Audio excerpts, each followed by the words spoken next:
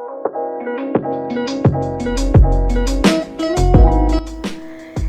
morning, students. How are you today? I hope that you always find health. Don't forget to improve your health protocol. Well, students, before we start our lesson today, it's a better for prayer. So let's pray by yourself. Pray now. Finish. Well, students, today we are going to learn about present tense. Jadi hari ini kita akan belajar tentang bentuk waktu sekarang. So, the learning purpose, tujuan pembelajaran kita, that is, by this learning, students are able to understand about present tense and to identify the sentence of present tense. Jadi melalui pembelajaran ini, peserta didik mampu memahami bentuk waktu sekarang dan mampu mengidentifikasi kalimat yang berbentuk present tense. Let's start. What is the functions of present tense? Apa fungsi dari bentuk waktu sekarang? To state an activity in advance, a situation that happens in general truth and habitual action. Jadi fungsinya adalah menyatakan sebuah aktivitas, peristiwa, situasi yang terjadi sesuai kebenaran atau fakta umum, dan merupakan suatu kebiasaan yang dilakukan atau tindakan yang terjadi berulang-ulang. General truth, kebenaran umum atau fakta. For example, contohnya, the sun rises from the east. Matahari terbit dari timur. Ini merupakan peristiwa atau situasi yang terjadi sesuai dengan kebenaran atau fakta umum. The other example, contoh lain. The time shows at 8 o'clock morning. Waktu menunjukkan pukul 8 pagi. This is also the general truth. Ini juga merupakan peristiwa atau situasi yang sesuai dengan kebenaran atau fakta umum. Next, habitual action. Kebiasaan yang dilakukan. For example, contohnya, I eat rice every day. Saya makan nasi setiap hari. Ini merupakan tindakan yang terjadi berulang-ulang. The other example, contoh lain.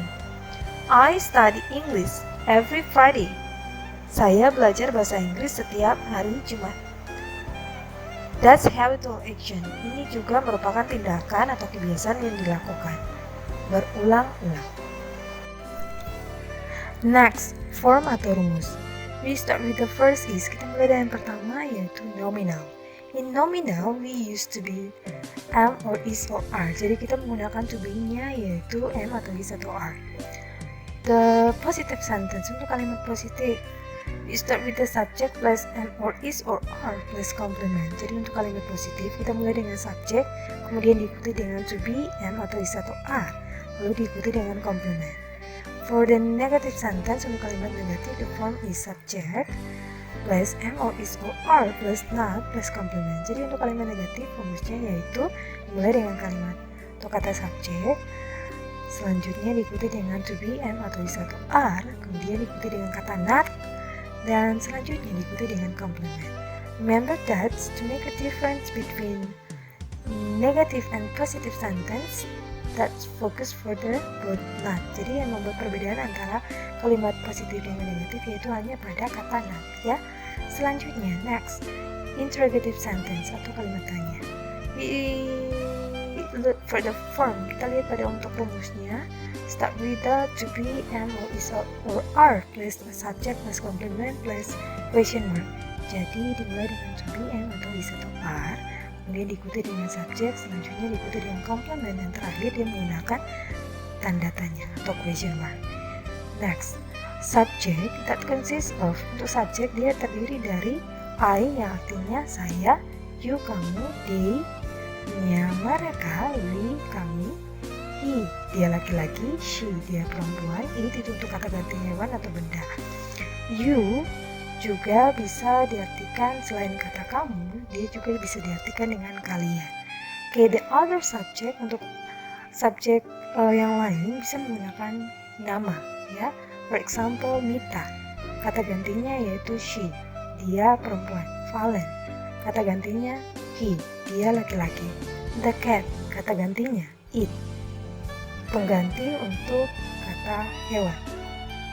The pencil, kata gantinya itu untuk pengganti kata benda. Selanjutnya untuk kalimat negatif, we focus for the negative sentence, especially for to be and not, ya. Jadi khusus untuk to be dengan kata not. Itu bisa dipersingkat. Contohnya, for example, are not menjadi aren't, is not menjadi isn't. Selanjutnya, next, complement. Complement consists of noun or adjective. Jadi pada complement ini dia bisa terdiri dari kata benda atau kata sifat. Okay. What is noun? What is a noun? Apa itu kata benda? The noun is any particular person, animal, place, or things in any sentence. Jadi kata benda adalah orang, hewan, tempat, atau benda dalam kalimat apapun. For example, contohnya persons. Vicky, Mita, itu nama orang. He, dia laki-laki. She, dia perempuan. Father, ayah. Mother, ibu. Grandfather, kakek. Sister, saudara perempuan. Student, siswa, etc. dan lain-lain. Next, animal atau hewan. For example, contohnya lion, singa. Elephant, gajah, monkey, kera. Giraffe, jerapah. Pig, babi. Dog, anjing. Bird, burung. Cat, kucing. It, untuk kata ganti hewan atau benda, etc. dan lain-lain. Next, place. For example, untuk tempat contohnya Asia, Asia, Indonesia, Indonesia, Maluku, Maluku, Ambon. Hospital, rumah sakit. School, sekolah. House, rumah, room. Ruangan, classroom, ruangan kelas, etc. dan lain-lain. Next, thing, untuk benda atau hal-hal. For example, contohnya mobile, telepon atau HP. Book, buku. Camera, kamera. Paper, kertas. Pencil, pensil. Desk, meja. Car, mobil. Television, televisi. Shoes, sepatu, etc. dan lain-lain. What is an adjective? Apa itu kata sifat? The adjective is a word that describe a noun or pronoun such as persons, animal, place, or things. Jadi kata sifat merupakan kata yang digunakan untuk mendeskripsikan kata benda atau kata ganti orang berupa orang, hewan, tempat, atau konsep abstrak. There are 9 types of adjective. Ada terdapat 9 tipe dari kata sifat. We start with the first. Kita mulai dari yang pertama, determiner atau penentu. For example, contohnya there are article. Ada terdapat artikel a and the. A and itu merupakan artikel yang berarti sebuah, sesuatu, seseorang, dan lain-lain. Sedangkan artikel the itu merupakan artikel yang berarti itu. Oke. Selanjutnya both, keduanya. Either, salah satu. Some, beberapa. Many, banyak. My, kepunyaan saya. Your, kepunyaan kamu atau kalian. Our, kepunyaan kita, etc. dan lain-lain. Next, opinion, pendapat. For example, contoh. Good, baik. Bad, buruk. Great, hebat. Terrible, mengerikan. Pretty, cantik. Silly, konyol. Clever, pintar. Beautiful, cantik.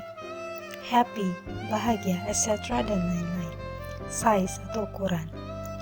Hope, sangat besar. Big, besar. Large, besar. Teeny, kecil. Enormous, besar sekali.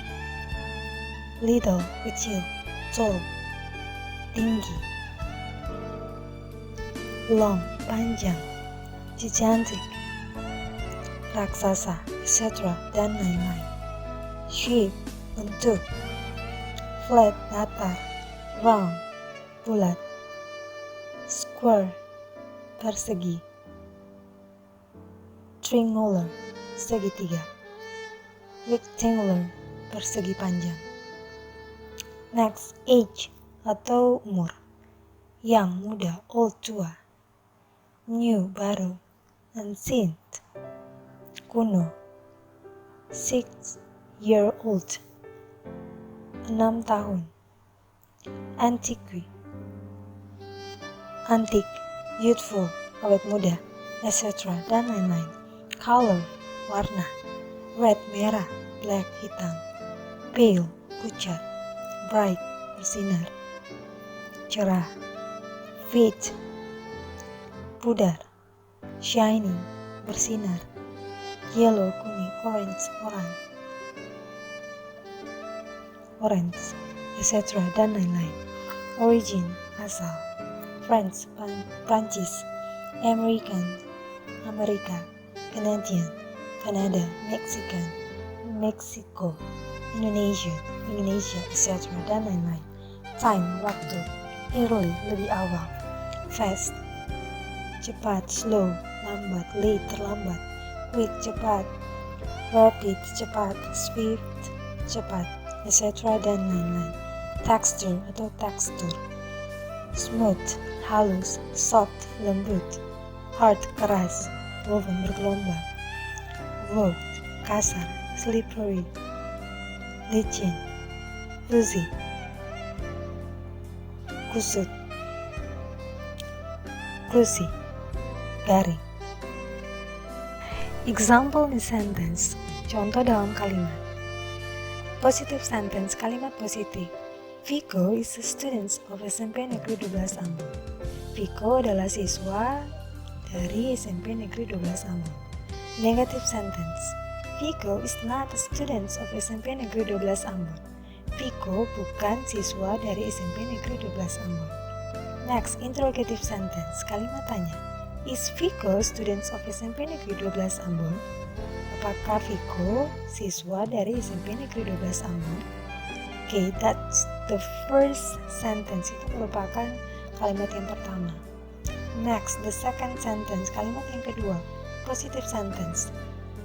Kalimat positifnya. They are clever. Mereka pintar. Negative sentence. They are not clever. Mereka tidak pintar. Interrogative sentence. Are they clever? Apakah mereka pintar? Oke, itu merupakan kalimat tanya. Next form, untuk rumus selanjutnya. That is verbal, yaitu verbal. Positive sentence, kalimat positif. The form is, rumusnya adalah subject plus verb 1, optional s or s plus object plus adverb of time. Jadi untuk kalimat positif rumusnya yaitu subjek diikuti dengan kata kerja bentuk pertama. Selanjutnya ada pendamaan s atau s, itu tergantung dengan subjeknya. Lalu diikuti dengan objek dan terakhir diikuti dengan keterangan waktu. Kemudian yang kedua, the next is negative sentence. The form is, untuk kalimat negatif rumusnya adalah subject plus do or does plus not plus verb 1 plus object plus adverb of time. Jadi untuk kalimat negatif dia dimulai dengan subjek kemudian diikuti dengan do or does sebagai to be, lalu kemudian diikuti dengan not, selanjutnya diikuti dengan kata kerja bentuk pertama, lalu tidak lagi menambahkan s atau es jika menggunakan s atau es pada kalimat positif. Jadi kalau misalnya masuk pada atau diubah ke kalimat negatif, dia tidak lagi menambahkan s atau is, dia hanya menggunakan kata kerja bentuk pertama saja, lalu kemudian diikuti dengan objek dan terakhir diikuti dengan keterangan waktu. Next, interrogative sentence. Untuk kalimat tanya, do or does plus subject plus verb 1 plus object plus adverb time question mark. Jadi untuk kalimat tanya ini rumusnya yaitu dimulai dengan do atau does sebagai to be, kemudian diikuti dengan subjek, lalu diikuti dengan kata kerja bentuk pertama. Ingat ya, kata kerja bentuk pertama kalau memang ada penambahan s atau is pada kalimat positif. Di kalimat interrogatif juga sama ya, tidak lagi menggunakan s atau is, dia hanya menggunakan kata kerja bentuk pertama saja. Lalu kemudian diikuti dengan objek, selanjutnya diikuti dengan keterangan waktu, dan terakhir menggunakan question mark atau tanda tanya. Next, subjeknya that consists of. Jadi untuk subjek dia terdiri dari, ya sama ya dengan sebelumnya, That's the same with the previous. That is I, you, Dewi, he, she, it. Ya, untuk subjeknya menggunakan I, saya, you, kamu atau kalian, they, mereka, we, kita, he, dia laki-laki, she, dia perempuan, it untuk kata ganti hewan dan benda. Ya, untuk to be, do or does. Ya, untuk subjek I, pasangannya yaitu do, you, Dewi. Pasangannya dengan to be do, he, she, it. Pasangannya dengan to be does. Ingat, jika to be-nya menggunakan does, maka tentunya untuk kalimat positif kata kerjanya ada penambahan s atau is. Sudah ada pada keterangannya di situ yang hanya bisa menambahkan s atau is setelah kata kerja bentuk pertama, yaitu pada subjek he atau she atau it. Ya. Selanjutnya, we focus for the negative sentence. Kita fokus pada kalimat negatif, especially for to be, do or does. Do or does dengan penambahan kata not. Jadi, to be does, not dipersingkat menjadi doesn't. Do not bisa menjadi don't. Oke, verb 1. Kata kerja bentuk pertama. Object that consists of noun. Jadi untuk objek itu bisa menggunakan kata benda atau noun. Adverb of time artinya keterangan waktu. For example, contohnya today, hari ini, now, sekarang, every, setiap. For example, every day, setiap hari, every Friday, setiap Jumat. Oke, next. Ini merupakan kata kerja dengan akhiran ss, shh, ch, x, o. For example, contoh kata kerja dengan akhiran huruf ss. For example, kiss. Maka menambahkan is menjadi kisses. Selanjutnya kata kerja dengan akhiran huruf sh. For example, contoh was. Tinggal menambahkan is menjadi was. Selanjutnya kata kerja dengan akhiran huruf ch. For example, contoh catch. Tinggal menambahkan is menjadi catch. Selanjutnya kata kerja dengan akhiran huruf x. For example, contoh mix. Tinggal menambahkan is menjadi mix.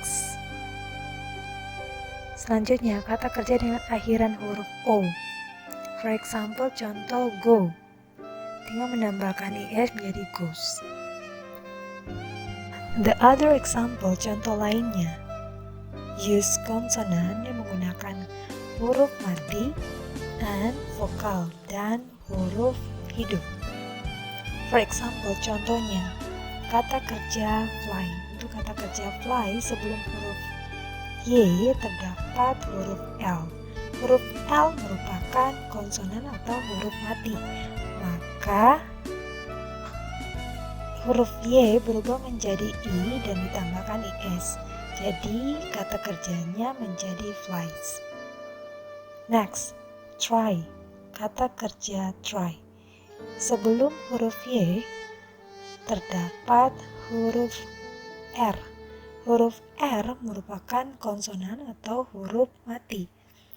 Maka huruf Y berubah menjadi I dan ditambahkan IS, maka kata kerjanya menjadi tries. Next, selanjutnya, kata kerja study.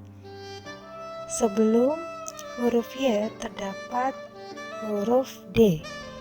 Huruf D merupakan konsonan atau huruf mati. Maka huruf Y berubah menjadi I dan ditambahkan IS, maka kata kerjanya menjadi studies. The difference with vokal berbeda dengan huruf hidup. We start with the first, kita mulai dengan yang pertama untuk kata kerja play. Sebelum huruf Y terdapat huruf A. Huruf A merupakan vokal atau huruf hidup, maka Y tidak mengalami perubahan, lalu kemudian ditambahkan dengan S, maka kata kerjanya menjadi plays. The next, contoh selanjutnya, kata kerja pray. Sebelum huruf Y terdapat huruf A. Huruf A merupakan vokal atau huruf hidup, Maka Y tidak mengalami perubahan, lalu kemudian ditambahkan dengan huruf S, maka untuk kata kerjanya menjadi praise.